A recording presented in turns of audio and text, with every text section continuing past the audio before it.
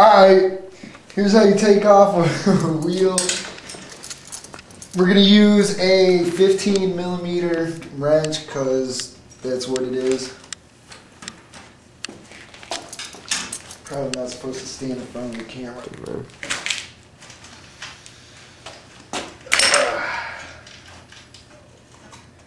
And it's off. Alright, we're going to take off the tire and inner tube. Change that for whatever purpose. If you're going to take off the cap, I should have said it, unscrew that, push it down, take the air out. Or else you're not getting the tire off. Unless it's on wrong to begin with, then you got other problems. Now you need some tire removal tools. You can get them pretty much anywhere. I got mine online. I'm going to use 2 of them. All you got to do is stick it under there like that. Put the other one under there. Once it's started, you're good.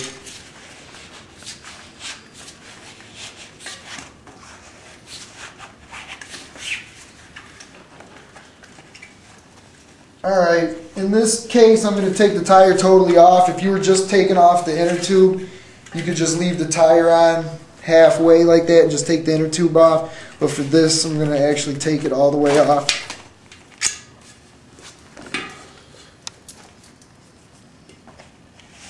Now if you're changing a flat or whatever, you want to check your tube, make sure there's no glass or anything in it.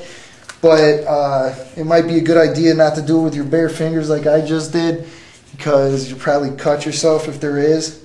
So yeah. Now, putting it back on, you obviously just want to make sure that you're going in the right direction. Some tires are directional. There's a very faint arrow on these ones, but I know I'm supposed to be going that way. So let's put this halfway on. So it matches the front. I'm going to put this label above the hole.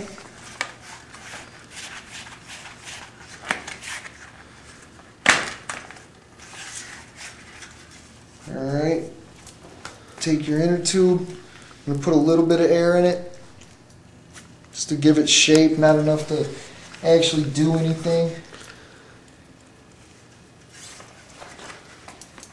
Thread it through the hole.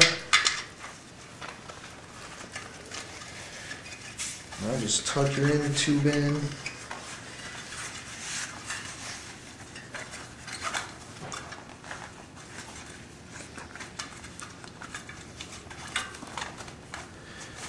Now let's start back right here. Just work it in a little bit at a time from both directions. Make sure your inner tube isn't pinched or anything inside of there. Just guide it along until you get to the end. Make sure once again your inner tube's out of the way, and then just roll with the palms of your hands outward. Pop right in. Once again, check, make sure everything's in its place. You don't have any overlap sections because you don't want your tires to bubble out the side or anything. And then air it up just a little bit at a time, just to make sure that you're not pinched anywhere or whatever.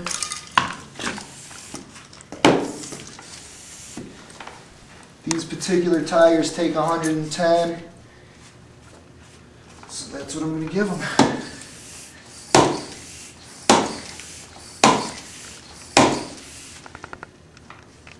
Alright, we look pretty good. Tighten that back down. Put your cap back on.